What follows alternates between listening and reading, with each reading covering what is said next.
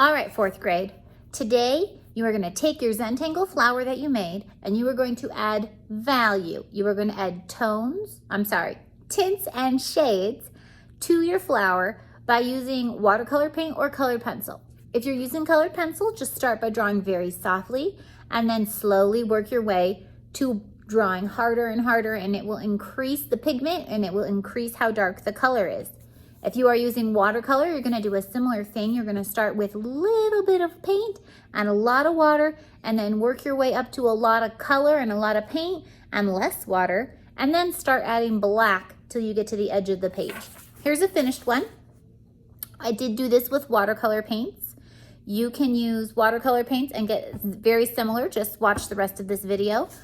And I really am excited to see what you guys have made by adding it to the class discussion. The link is at the bottom of the page. Please watch the value video so you know what tints and shades are before you start painting, but watch the end of this video to see how I painted. Talk to you later. I forgot to mention, if you do not have paint or other art supplies at home, check the announcements page on Canvas and see the supplies that I do want you to have. If you don't have them, can't get them, email me on Canvas and I will provide them to you. I'll put them at the front office. You just have to give me a couple days to get your supplies together, okay? I want you guys to be successful, so let me know what I can do to help. Bye. All right, if you are using watercolors, you're going to need one clean spot in your palette. My palette is very dirty.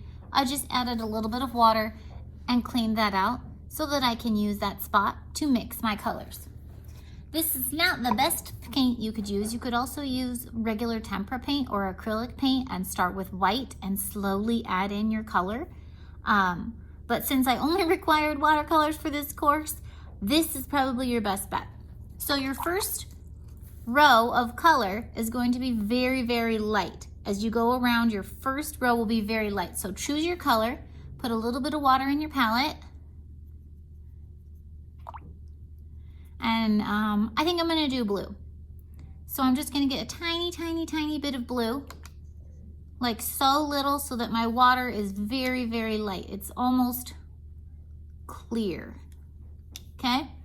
Now, it doesn't seem like it's gonna be very dark and you think, oh, it's not gonna turn out really nice. I promise you, the first layer, we want it to be light. So I'm gonna do a very thin, maybe like a 1/2 inch layer. The thing with watercolor is it's hard to stay consistent all the way around. So we're just gonna do our best. I know right now it just looks like water, right? That's okay. I'm getting a little bit of water mixed in with my very light blue. And it is okay that it's not very dark.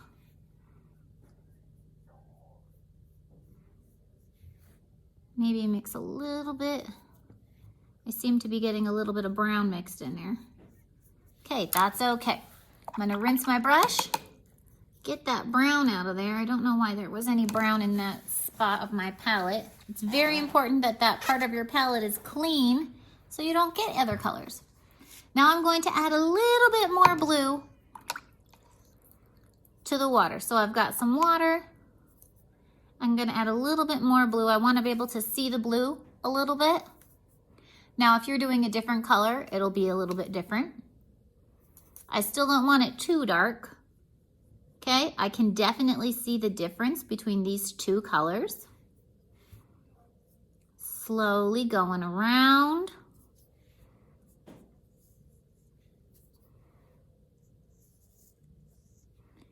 Adding this second value.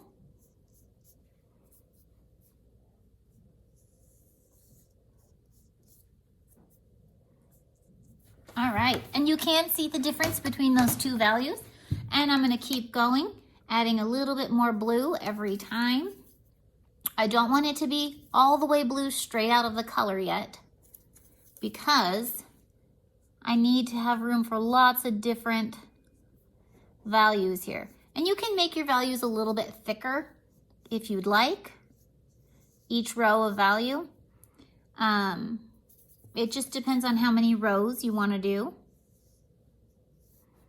But make sure you're not leaving any spaces there in between, that you're going from one to the other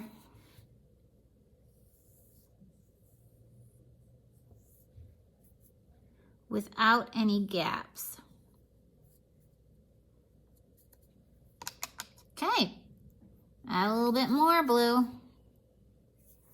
I'm gonna speed this up a little bit now.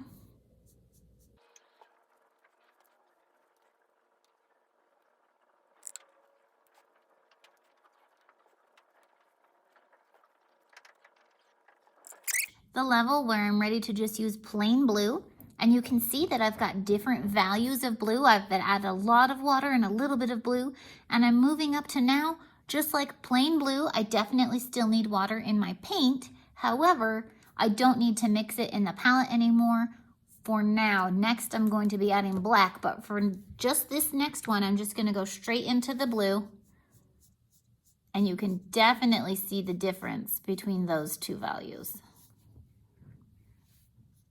You will still need to use water because these are, after all, watercolor paints. But just make sure that when you're dipping into your color, that it's not soupy. It's not very, it's not like a puddle. You do want it to be moist though, and you don't want your brush to be dry. Your dry will start to make scratchy marks on your painting if you have too much paint and not enough water.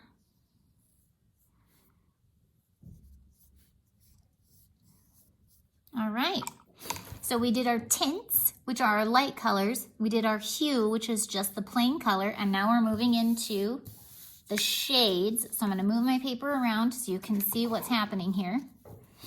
And I'm moving to shades, so I'm going to dip back into the color, dip it on there. I wanna get lots of color, not too much water, but enough to make it like nice and loose. And I'm gonna put a little bit of black. I'm using the other palette just to get some of that black off because you can see right away that it does change the color.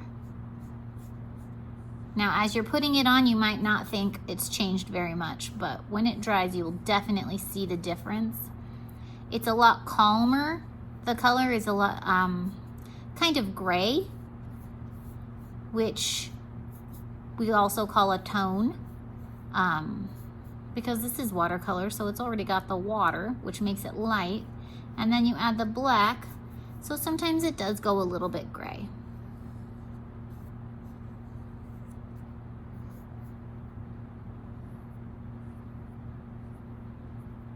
All right, then we just keep going. You're gonna have to make your color new every time if you use up all your paint. And add a little bit more this time, and it's definitely changing the value here. Definitely changing the color. This is actually going a lot better than I thought, and I kind of like it.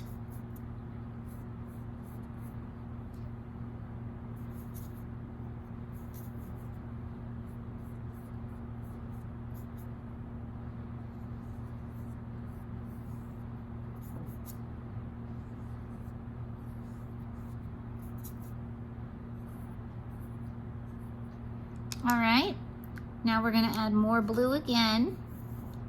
Keep your blue moist, or whatever color it is that you chose, and it will make a nice color for you. Oh, you can definitely see the difference now. Here we go. When you get up into the shades, it's a lot easier to see the difference right away than it is when you are doing the tints, because the tints use a white or a clear with the water. But with the black, you can obviously see it. It doesn't need to dry on the paper for you to see the difference. Almost there, guys. We've got 2 more rows to go. It looks like I'm going to need a lot of blue. I'm starting to add a lot more black now. I'm gonna do probably 2 more colors because I am running out of time and space. And you can see that I just go right off the edge of the page, which is fantastic. Please do that.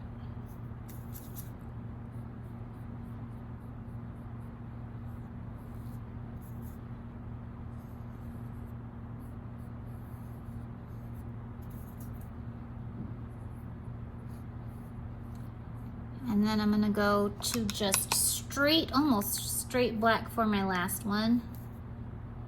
And then if you have any other room, of course, you can just go straight black.